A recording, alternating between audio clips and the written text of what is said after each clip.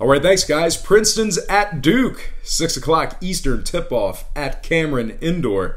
The Duke Blue Devils open the betting as the 29.5-point favorite with a total at 154. And since those markets opened this one up, not a whole lot of movement on the spread. We've seen it go half a point up, down, side to side, all over the place. But right now, when it comes to that number, we are back at that original opening number of 29.5. We did see significant movement upward on the total, though. Actually, a 4-point move upward to 158 even. So once again, the Duke Blue Devils open the betting as the 29.5-point favorite. They're still minus 29 in a hook. Total open 154 up to 158. 61% of the consensus is leaning toward Duke to get the job done against a number. 62% of the consensus is shaded toward the under in this matchup here. Now, money line wise, a lot of books have this number off the board. They don't even offer money line odds on this game. But the ones that do, they have Princeton at plus 10,000 for some money line cash. They also have Duke minus 30,000. But I don't know of any books right now offering money line odds on those games. So anyway, let's go ahead and get into the trends. Duke 9-1 straight up overall for the year, 6-4 against the spread, covering 60% of their ball games overall for the season.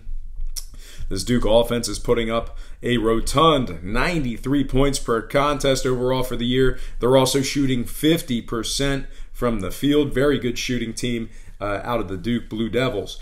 Duke is also covering 67% of their games on their home court. They're 5-4 against the number as the favorite, 4-2 against the number when laying the points at Cameron Indoor as well. Now Princeton on the other side, they're scoring just 66 points per contest away from home. They're shooting 39% from the field when traveling. The Tigers of Princeton are also just 0-3 against the spread when catching the points, 0-2 against the spread as the official road underdog, and 0-2 against the spread taking on teams over 650. That's teams with a win percentage of more than 650.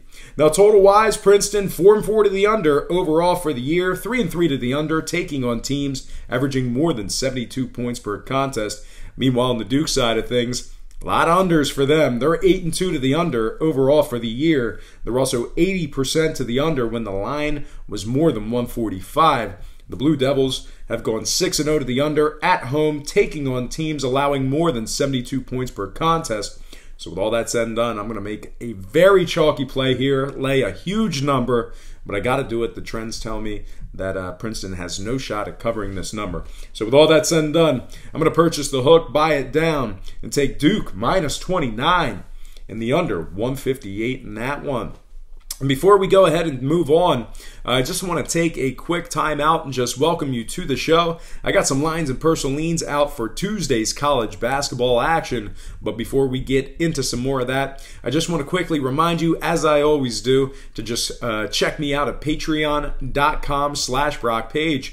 And with a documented win percentage of 60% for the entire year of 2017, you're certainly costing yourself some valuable information each and every day you're not subscribed. Now, memberships begin at just $1.99 per month. There's also plenty of free content there as well. So once again, please feel free. Just hit that pause button right now. Quickly open up your browser and just type in patreon.com/BrockPage. It'll only take you a couple of seconds. Link is in the description section below. And if you are a current patron of mine and you're currently watching me right now, I simply cannot thank you enough. You most certainly make it all worth it. With all that said and done, we're going to go ahead and hop right back into some more lines of personal leans for Tuesday's college basketball action. All starts Eastern Standard Time. And I don't think we have this next one on the board, but I'm going to take a look real quick. Next game, Montana State at Denver. We do have a ton of games up here, though, on the app. No, I don't have that game, but we'll just leave it right there. But anyway, next game, Montana State at Denver, 9 o'clock Eastern tip-off at Denver. The Denver Bobcats open the betting as the 7-point favorite, total at 153. Since those markets opened this one up, not a whole lot of movement on the spread. We're still at that original opening number, but we did see half a point move downward on the total. That's down to 152.5. So once again, the Bobcats of Denver opened and remains -7. Total open 153 down to 152 and a hook. 58% are leaning Montana State. And right now, Montana is +265 on the money line. Denver -295 for some money line cash themselves.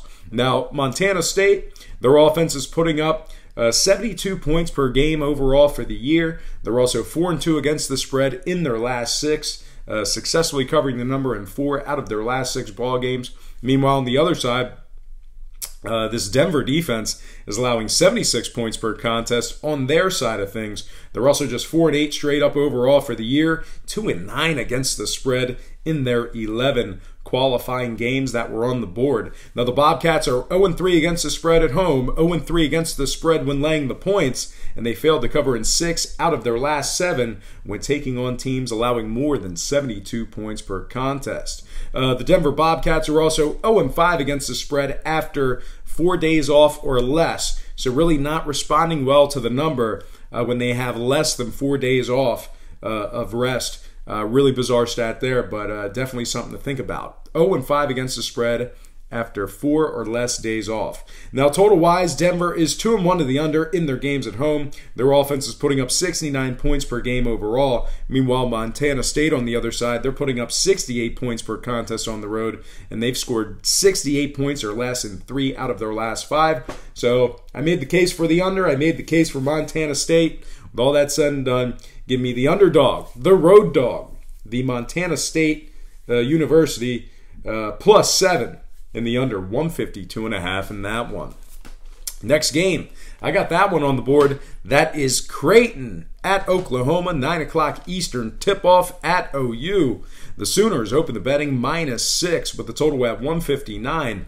And since those markets opened this one up, not a whole lot of movement on the total. We're still at that original opening number, but we did see a full point move upward toward Oklahoma. So Oklahoma is now -7 with that total remaining at 159. Once again, the Sooners open -6 up to -7. Total open and remains at 159. 59% are leaning Oklahoma, 56% shaded toward the under. The Creighton Blue Jays are +260 on the money line. Oklahoma -280 for some money line cash themselves. Now, Oklahoma's been awesome this year. They're 9-1 straight up overall. They've also successfully covered the number in 9 out of those 10 games. 9-1 against the spread overall for the year. This Oklahoma defense is allowing just 63 points per contest on their home court. Their opponents are shooting just 34% from the field in their house. Unbelievable. Now, Creighton on the other side, the Blue Jays are scoring 75 points per contest on the road, but their defense is allowing 94 points per game when traveling.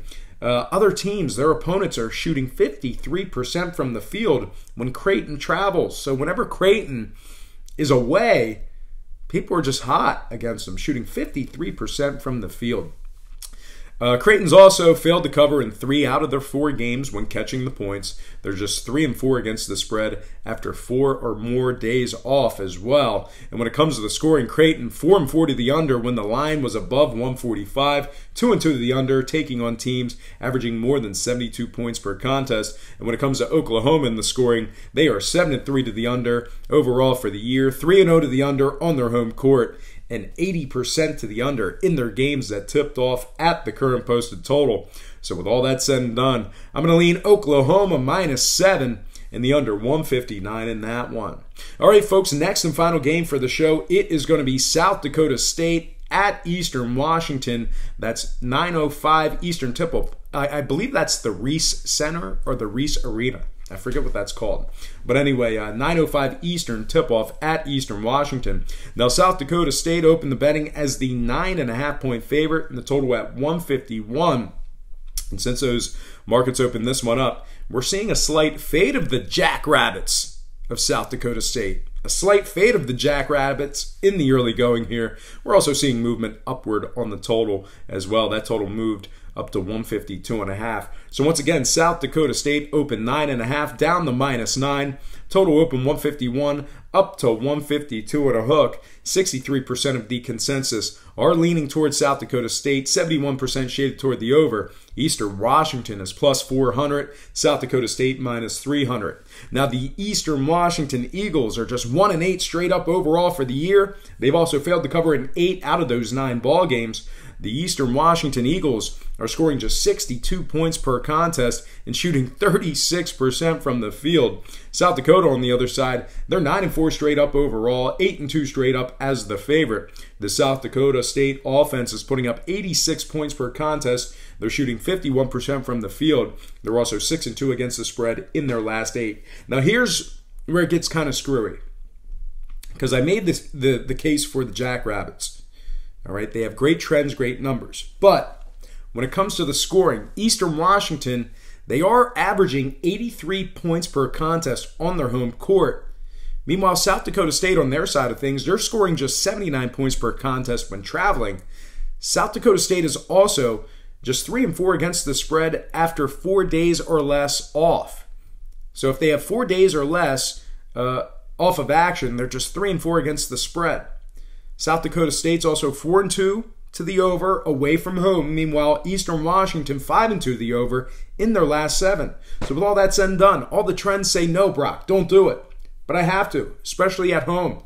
Give me the Eastern Washington Eagles plus 9 in the over 152.5 in that one.